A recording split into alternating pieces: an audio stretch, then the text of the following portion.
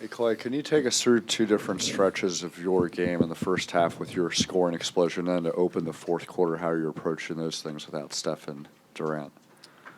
The ball was just finding me. I didn't do anything special. I was just getting open and knocking down shots, playing in a good rhythm. So you see a few go in, and then all you need is a little space.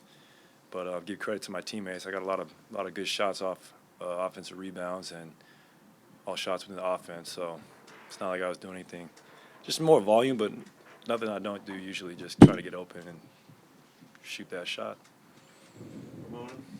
This is that early start game in LA. How locked in were you guys trying to just be ready for this early on? Oh, we have our eyes on the, other teams playing, and we see Houston being up 3-0, chance to close it out. We didn't want to extend this series any longer because we know how grueling the playoffs can be. We already let one slip away, so tonight we came in with that mindset to, put our, foot on the throttle and not let go, because we let go in game two, and we won't do that again the rest of the playoffs. I really believe that.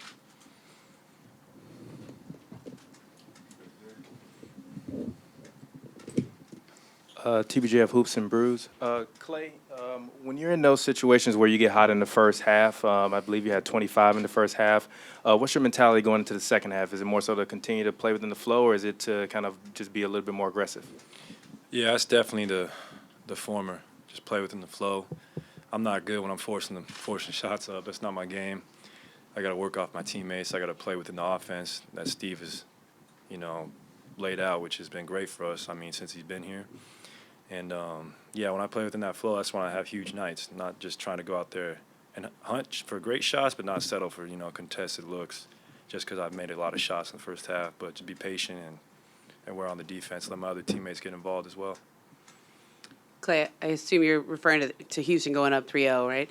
Was that part of the decision to just move practice early yesterday? Was that it's not often you see an NBA team wanting to practice at like 9 a.m. on a Saturday? I don't think so. I actually believe we had the 9 a.m.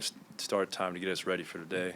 I'm not a morning person, so it was a struggle to get up and practice that early. Felt like I was back at Santa Margarita.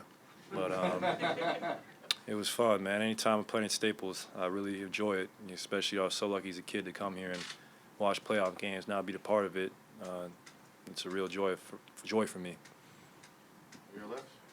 Clay, Chris with the Fantasy Sports Gate. Can you talk about the impact Steph had, even though he didn't shoot the ball that well? Can you talk about his impact on the floor along with you guys?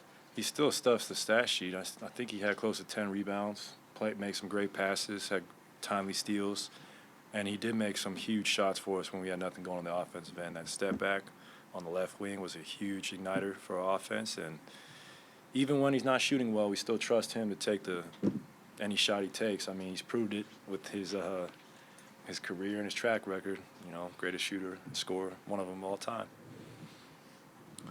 Hey, Clay, what do you think Alfonzo's shown you these first few playoff games? Oh, man, his ability to rebound at the two-guard spot is huge for us. He creates so many extra possessions. He made a huge floater tonight, some big putbacks, and what a season he's had. To go from Luxembourg to playing in the NBA playoffs for the defending champs, it's an amazing story, and he deserves it because he works so hard. Monty Poole, NBC Sports Bay Area. Steve was in here earlier, and he said that when you go on one of those runs, it's like the whole team feeds off of it. The bench gets livelier and everything. Do you sense that? Do you see that? Do you feel that? I definitely feel it, and I've been in that position too on the bench. When I see Steph or KD go off, it's the same thing. But it feels good to get your teammates up. That's what you play for. You do it together, and I can definitely feel it when I got it going. Connor Letourneau, San Francisco Chronicle. Clay, whenever you feel like you have a bad game, I know you kind of try to, do something to get yourself going. Did you do anything the past couple days to get yourself going tonight? Oh, man, I did a couple things. I didn't think I had bad games, but I didn't have any big games. I told Jonas yesterday, we went to the beach, played some volleyball. I'm like, I'm just going to go jump in the ocean. I just know that will reset my mind, and it worked. So I don't know if I'm going to jump up north because it's freezing, but something I'll definitely contemplate if I don't shoot the ball that well the rest of the year. But hopefully that doesn't happen. One last one. If you don't mind, Clay. Gary George, Inland Valley News. Clay, talk about the momentum you guys took to overtake the Clippers when they had, I think, a 5-point lead. You guys came out very tenacious and took the lead back. Yeah. We're lucky. We have a lot of experience, and it's not the first time we've been down.